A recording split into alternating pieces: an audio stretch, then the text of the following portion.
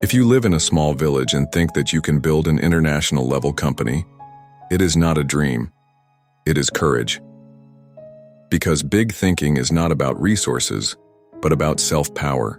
You need courage to think big, not to grow up. Many times we prepare ourselves mentally to do something big in life, but seldom do we think that bigger begins with thinking big. Growing up is a process, but thinking big is courage. Thinking is a seed that, whenever sown, must be grounded.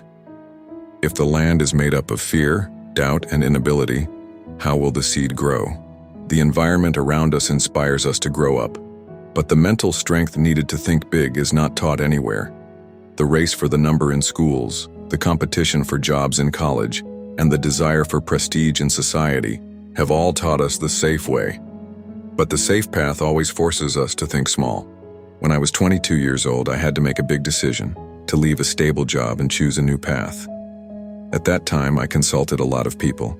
Almost everyone said, "Not now, do it later. Don't take risks, everything is going well.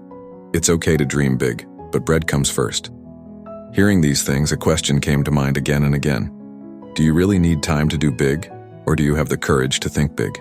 I didn't quit my job because I dreamed of making it big, but I couldn't muster the courage to think big. And it took me many years to understand that flight of thought is the foundation of decision. Thinking is not just thoughts that arise in the mind. Thinking is a direction, a thought that shakes the consciousness of man. But it's not easy to give birth to this thought. It requires a silence within, where you can hear the voice within you, not the crowd. In today's era, when everything is changing rapidly, the scope of thinking is also becoming limited. We are beginning to see pros and cons in everything. People who think big are often left alone because society thinks of them as different. But history bears testimony to the fact that any great change has taken place has started with the thinking of one person. One day at 5 o'clock in the morning, I was sitting in the balcony. There was a faint light in the darkness. The cup of tea was in hand. The mobile was far away. The mind was calm. Suddenly, I realized how much I could think of if the noise around me subsided. In that moment, thinking, especially thinking big, is a practice. It has to be done every day. It's not a one-night inspiration.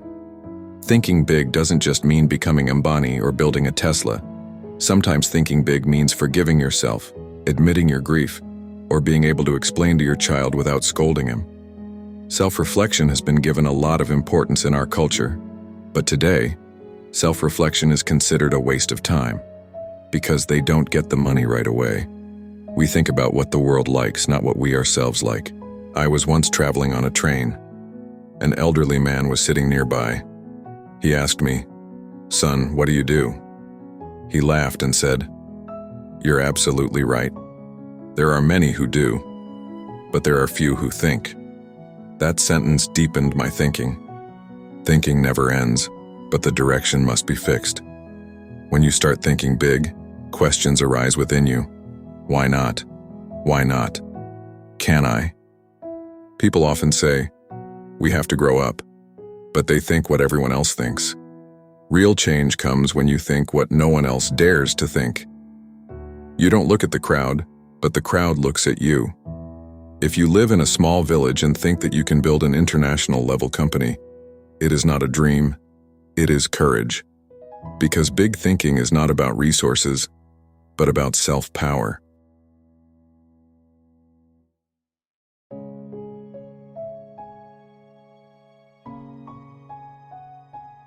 A friend of mine once said, "If you want to think high because you don't need to think to fall down." This sentence still rings in my ears today. We think big car, big house, big company. That's what success is. But true success comes when we are able to free our thinking from limitations.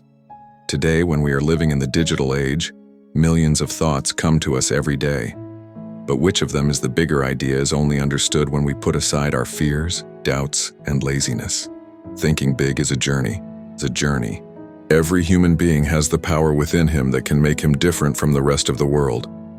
But to recognize that power, you first have to look within. And in the process of peeping, There are times when we get teary-eyed because we are confronted with things that we have been running away from. I've realized that whenever I've thought big, fear has come first. Fear of failure, of criticism, of being ridiculed. But every time I have overcome that fear, I have seen a new direction. It wasn't easy every time, but it was true every time. People often think that it takes courage to grow up, but I believe that it takes courage to think big. Because thinking big challenges your whole being. She says to you, "Are you what the world says or what you believe yourself?" The day you ask yourself this question honestly, your thinking starts taking a new shape.